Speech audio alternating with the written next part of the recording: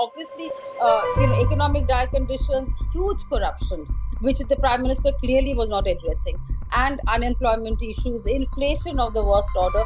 All of that has been building up, and when all these derogatory, negative terms were being used against the youth, there was a spillover, and you saw the trigger that happened. Hello and welcome to the Indian Express.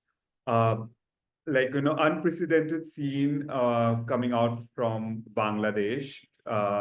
The Prime Minister Sheikh Hasina, who has resigned now, has fled the country, is probably on her way to India.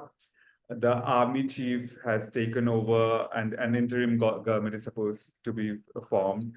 I have with me Sreeradha Datta, professor of OP Jindal Global University. She is a specialist in, she's a specialist in international affairs and specifically Bangladesh. Sreeradha, if you could tell us, what next for Bangladesh now? I mean, with the country being in such a turmoil now. It's obviously going to be thrown in a bit of instability at this point of time. But what I just heard from the army chief in his meeting with the press was that they are going to the president to, look at examine a question of an interim government. That is something that Bangladesh has worked with in the past, and I think they will be able to. So it's basically, hopefully, at all parties representation, visible on that particular interim government. And we've just got some, rumors. We don't know whether it's verified that maybe a former Bangladesh bank governor will be heading it, because it's usually somebody with the civil society support, one like that. But we don't know the details as yet. But it's a kind of all representative interim government for now. Hopefully that will settle things better. As you can see, the images that we see in Bangladesh, they've overrun Ganabhavan. It's look back at the Sri Lanka kind of a situation. So clearly, right now, restoring law and order, stability, peace is the first criteria.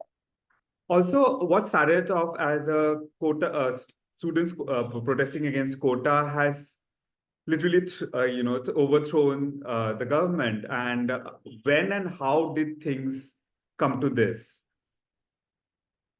There's a history to the quota from 71 onwards, and then 2018 they had done away with the quota. Then again in post 22 or something, 6-7 members of the Mukti Jodha families had asked, had applied for a writ petition, and then it was only here this time in June that the High Court again brought back the quota reservation. So it was from the beginning of July that the student was sitting in protest about this particular issue, because as we know, the huge unemployment issues in Bangladesh, it's economically in dire condition just now, and the quota was clearly taking away a lot of government jobs that the youth were aspiring for. But it was initially a very peaceful protest for the first 2 weeks or so. It was only the trigger came in when Prime Minister herself in a press meet after she landed from China about how, whether reservations should be made for liberation freedom children or family children, or for Razakar. Razakar, as you know, is a very pejorative term in Bangladesh, and it obviously angered the youth. But this particular statement was also followed up by another minister of their, and who's also Awami League General Secretary, who said that this something is that the Awami League Chhatro League, which is the student faction, can't handle. We know all the students movement will dilute and go away when the Chhatro League are addressing it, and so that really let the youth out. And the years of anger and resentment, they were not, the last 3 elections were anything but free and fair. They were not democratic. They were periodically held, yes. So first time voters were deprived of voting. The entire country was deprived of voting. This particular last election, January, was also extremely creative, but had no space and did not give the opposition a level playing field. So obviously, economic dire conditions, huge corruption, which the Prime Minister clearly was not addressing, and unemployment issues, inflation of the worst order.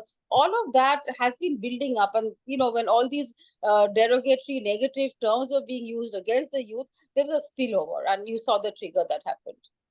Finally, just a question on one of the scenes that has come out is the way the statues of Mujibur Rahman, who is considered to be the father of the nation, pretty much like how Mahatma Gandhi is respected, widely respected in the country. His statues being vandalized, people walking around with, like with desiccated, as in the decapitated head of that statue. And, those are like telling scenes. Do you see a shift in the narrative when it comes to politics in in Bangladesh?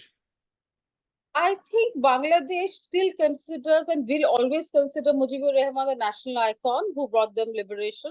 So that's never going to be something that Bangladesh forgets. But I think the heat of the moment, certain, unsavory elements may have done this. But I'm very convinced that this is an act which none of Bangladeshis in general will approve of. And I'm hoping that things will stabilize, situation will calm down. And restoration of law and order is the first thing that we have in mind just now. Thank you for joining us today, Sreeradha, and thank you Thank for you. being a part of this discussion with Indian Express. Thank you.